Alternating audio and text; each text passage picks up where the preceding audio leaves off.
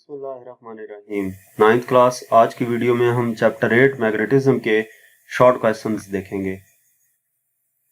First question है, can two magnetic field lines intersect each other, justify your answer. क्या दो magnetic field lines एक दूसरे से टकरा सकती हैं? ऐसा मुमकिन है? तो ऐसा हरगिज मुमकिन नहीं हो सकता, क्योंकि हम मैग्नेटिक फील्ड लाइंस को जानते हैं कि अगर एक मैग्नेट लिया जाए तो मैग्नेटिक फील्ड लाइंस मैग्नेट के नॉर्थ पोल से शुरू होकर साउथ पोल पे एंड हो जाती हैं। या अगर हम चार्जेस की बात करें तो चार्जेस के गिर्द भी पॉजिटिव से स्टार्ट होती हैं और नेगेटिव चार्ज पे एंड होती हैं। तो ये इन मैग्नेटिक फील्ड लाइंस को अगर आप गौर से देखें तो ये कोई भी दो मैग्नेटिक फील्ड लाइंस एक दूसरे को कहीं भी नहीं टकराती। टकराने का मतलब ये है कि उस पॉइंट पे उन दो मैग्नेटिक फील्ड लाइंस की डायरेक्शन अपोजिट होगी, इस वजह से वो टकराई, जो कि मुमकिन नहीं है। तो इसलिए मैग्नेटिक फील्ड लाइंस किसी भी पॉइंट पर आपस में इंटरसेक्ट नहीं करती। नेक्स्ट क्वेश्चन नंबर 2 है, a freely suspended magnet always points along north south direction why. अगर एक मैग्नेट को फ्रीली एक थ्रेड के साथ बांधकर सस्पेंड कर दिया जाए, लटकाया जाए, तो वो नॉर्थ साउथ की डायरेक्शन में रुक जाती है, मैग्नेट रुक जाता है। उसकी वजह क्या है? तो बेसिकली अगर हम मैग्नेट की बात करें तो मैग्नेट हमेशा नॉर्थ साउथ की डायरेक्शन में रुकता है। इसकी वजह क्या है कि अर्थ जो है वो बेसिकली खुद एक मैग्नेट है। अर्थ के अंदर जो मैग्नेट अर्थ का जो इंटरनल हिस्सा है ना, उसमें जो मैग्नेट है वो क्या है, उसका साउथ इस डायरेक्शन में होता है और नॉर्थ इस डायरेक्शन में। तो जिस डायरेक्शन में साउथ होता है, बाहर वाले मैग्नेट का नॉर्थ उस डायरेक्शन में जाएगा, क्योंकि अपोजिट चार्जेस एक दूसरे को, अपोजिट पोल्स एक दूसरे को अट्रैक्ट करते हैं, तो साउथ उसके अपोजिट डायरेक्शन में जाएगा। ठीक है, कि मैग्नेट के अंदर क्या है, जो अर्थ मैग्नेटिक फील्ड है वो जो हम मैग्नेट सस्पेंड करेंगे वो अर्थ की मैग्नेटिक फील्ड की लाइन मैग्नेटिक फील्ड के मुताबिक खुद को अरेंज कर लेगा। अर्थ का जो साउथ है उस डायरेक्शन में बाहर वाले मैग्नेट का नॉर्थ आएगा, और अर्थ का जो नॉर्थ है उसके उस साइड पे बाहर वाले मैग्नेट का साउथ आ जाएगा। नेक्स्ट हमारे पास क्वेश्चन नंबर 3 है, what is the neutral zone और field free region of the magnetic field. Neutral zone क्या है या फील्ड फ्री रीजन क्या है मैग्नेटिक फील्ड का? मैग्नेटिक फील्ड के न्यूट्रल जोन या फील्ड फ्री रीजन से मुराद ये है कि ऐसा एरिया जहां पर मैग्नेटिक फील्ड लाइंस मौजूद ना हो। तो अगर हम दो मैग्नेट लें और दो मैग्नेट्स के जो सेम पोल्स हैं वो सामने रखें तो और उनकी मैग्नेटिक फील्ड लाइंस ड्रॉ की जाएं, तो सेंटर में मैग्नेटिक फील्ड लाइंस मौजूद नहीं होंगी। इस एरिया को हम कहेंगे न्यूट्रल जोन या field free region of magnet. Next question number 4 है, is there any material which does not have any magnetic behaviour, justify your answer. क्या कोई ऐसा मटेरियल है जो कि मैग्नेटिक बिहेवियर उसका नहीं होता? तो कोई भी ऐसा मटेरियल नहीं है जिसका मैग्नेटिक बिहेवियर ना हो।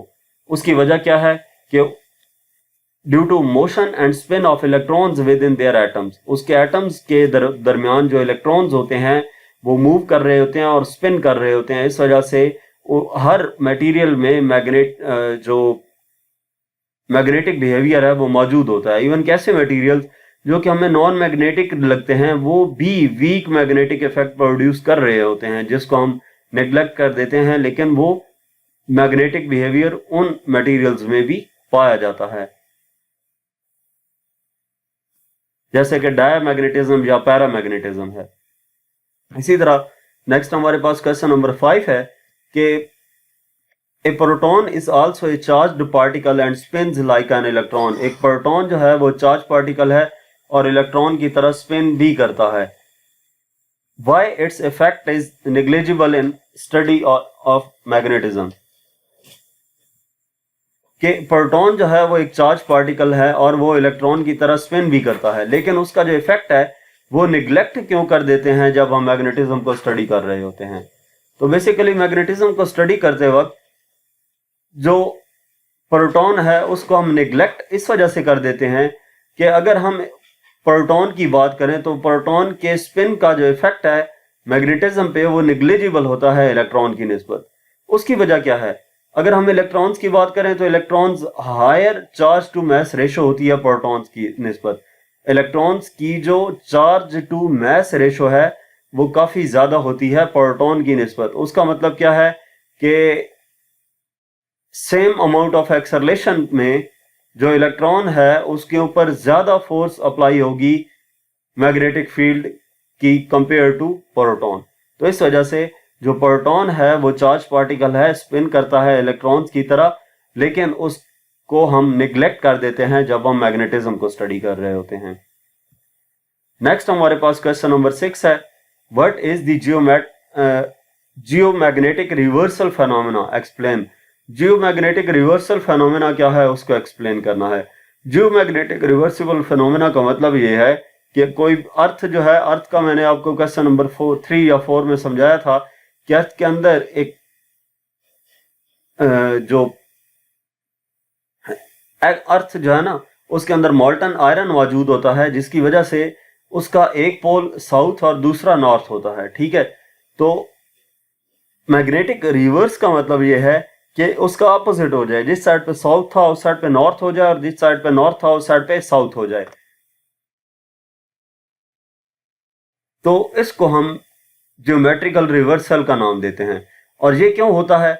जब चेंज आएगा फ्लो ऑफ मोल्टन आयरन में अर्थ के आउटर कोर में, तो इसकी वजह से क्या होता है, मैग्नेटिक रिवर्सल हो जाता है, और ये कोई 1000 सालों में एक बार होता है। नेक्स्ट क्वेश्चन नंबर 7 है, why the earth spins about its geographical axis instead of its magnetic axis, explain.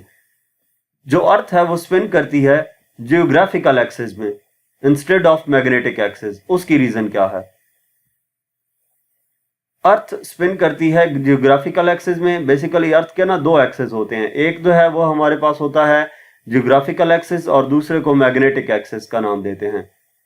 जो अर्थ है वो स्पिन करती है जियोग्राफिकल एक्सिस के अक्रॉस, ठीक है, क्योंकि उसका जो एंगुलर मोमेंटम है वो कंजर्व रहता है और उसकी इनिशियल फॉर्मेशन कंडीशंस के मुताबिक। जबकि मैग्नेटिक फील्ड की बात करें तो जो मैग्नेटिक फील्ड जनरेट होती है वो movement of molten iron in the core है। कोर में जो मोल्टन आयरन मौजूद होता है उसकी मूवमेंट की वजह से मैग्नेटिक फील्ड क्रिएट होती है, तो वो कांस्टेंट भी नहीं रहती। तो जो अर्थ की रोटेशन है वो स्टेबल होती है, और उसको स्टेबल रखने के लिए क्या करना पड़ता है, हमें जियोग्राफिकल एक्सिस के अक्रॉस अर्थ जो है वो रोटेट करती है। मैग्नेटिक एक्सिस के अक्रॉस रोटेट करेगी तो मैग्नेटिक फील्ड लाइंस कांस्टेंट नहीं होती, मोल्टन आयरन जो मूव करता है कोर के अंदर, तो इस वजह से उसकी जो रोटेशन है उस पर इफेक्ट पड़ेगा। नेक्स्ट हमारे पास क्वेश्चन नंबर 8 है, why the earth geographical and magnetic axis are not coincident, explain. जो अर्थ की जियोग्राफिकल या मैग्नेटिक एक्सिस हैं वो कोइंसिडेंट नहीं होते, उसकी रीजन क्या है? अर्थ के जियोग्राफिकल और मैग्नेटिक एक्सिस कोइंसिडेंट इस वजह से नहीं होते कि जो जियोग्राफिकल एक्सिस है वो किस वजह से होता है, earth rotation and mass distribution, कि अर्थ रोटेट कैसे कर रही है और मास कैसे डिस्ट्रीब्यूट हुआ है। जबकि मैग्नेटिक एक्सिस की बात करें तो वो होता है movement of molten iron. Molten iron जो है उसकी मूवमेंट की वजह से मैग्नेटिक एक्सिस जनरेट होता है। तो ये दो जो सिस्टम्स हैं वो एक दूसरे से डिफरेंस होते हैं, ये अलाइन नहीं करते एक दूसरे के साथ, क्योंकि एक के पैदा होने की वजह कुछ और है और दूसरे के पैदा होने की वजह कुछ और है। इसके बाद नेक्स्ट हमारे पास क्वेश्चन नंबर 9 है, what is the difference between paramagnetic and ferromagnetic materials. Paramagnetic और फेरोमैग्नेटिक मटेरियल्स में क्या डिफरेंस है? तो अगर हम इनके डिफरेंस की बात करें, पैरामैग्नेटिक मटेरियल्स जो होते हैं weekly attracted by the magnets होते हैं, जबकि ferromagnetic materials strongly attracted by the magnets होते हैं। यानी कि फेरोमैग्नेट को मैग्नेट स्ट्रांगली अट्रैक्ट करते हैं और पैरामैग्नेट को स्ट्रांगली अट्रैक्ट नहीं करते। पैरामैग्नेट की जो मैग्नेटाइजेशन होती है वो लो होती है और पॉजिटिव होती है, जबकि फेरोमैग्नेटिक मटेरियल्स की मैग्नेटाइजेशन लार्ज होती है और पॉजिटिव होती है। फेरोमैग्नेटिक मटेरियल्स जो हैं उनकी relative permittivity slightly more than 1 होती है, फेरोमैग्नेटिक मटेरियल्स की relative permittivity much more than 1 होती है। पैरामैग्नेटिक मटेरियल जो हैं उसकी सेंसिटिविटी लो होती है, जबकि फेरोमैग्नेटिक मटेरियल्स की सेंसिटिविटी हाई होती है। तो ये 4 पॉइंट्स लिख दिए हैं। अब पेपर में आए तो मिनिमम आपने 3 पॉइंट्स लाजमी लिखने होते हैं। उसके बाद नेक्स्ट हमारे पास क्वेश्चन नंबर 10 है, at what factors the strength of the magnetic field of an electromagnet depends. Electromagnet जो होता है उसकी मैग्नेटिक फील्ड किन फैक्टर्स पे डिपेंड कर रही होती है। तो इलेक्ट्रोमैग्नेट की मैग्नेटिक फील्ड जिन फैक्टर्स पे डिपेंड कर रही होती है उसमें सबसे पहले number of turns in the coil है। कॉइल में जितने ज्यादा नंबर ऑफ टर्न्स होंगे उतनी ज्यादा मैग्नेटिक फील्ड स्ट्रेंथ होगी। करंट थ्रू दी कॉइल, जितना ज्यादा करंट होगा उतनी ज्यादा मैग्नेटिक फील्ड स्ट्रेंथ होगी। उसके बाद कोर मटेरियल डिपेंड करता है। हाई मैग्नेटिक परमेबिलिटी जैसा कि आयरन है यूज किया जाएगा तो उसकी मैग्नेटिक फील्ड स्ट्रेंथ ज्यादा होगी। इसी तरह कॉइल लेंथ है, कॉइल की लेंथ जितनी ज्यादा होगी मैग्नेटिक फील्ड स्ट्रेंथ उतनी ज्यादा होगी। और क्रॉस सेक्शनल एरिया है तो क्रॉस सेक्शनल एरिया भी अगर ज्यादा होगा तो मैग्नेटिक फील्ड स्ट्रेंथ ज्यादा होगी। तो ये वो फैक्टर्स हैं जो डिपेंड कर रहे होते हैं इलेक्ट्रोमैग्नेट पे। कि इलेक्ट्रोमैग्नेट पे कौन से फैक्टर्स, इलेक्ट्रोमैग्नेट की मैग्नेटिक फील्ड स्ट्रेंथ को कौन से फैक्टर्स इफेक्ट कर रहे होते हैं। तो वो कौन से हैं, number of turns in the coil, current through the coil, core material, coil length and cross sectional area of the coil. इसके बाद नेक्स्ट हमारे पास लास्ट क्वेश्चन है, question number 11, draw magnetic field lines of two solenoids placed near each other facing same poles to each other facing opposite poles to each other. Magnetic field lines जो हैं दो सोलिनॉइड्स की, उनको हमने draw करना है जब उनको एक दूसरे के करीब रखा गया हो, जब उन मैग्नेटिक फील्ड लाइंस के सेम पोल्स एक दूसरे की तरफ हों और जब ऑपोजिट पोल्स एक दूसरे की तरफ हों।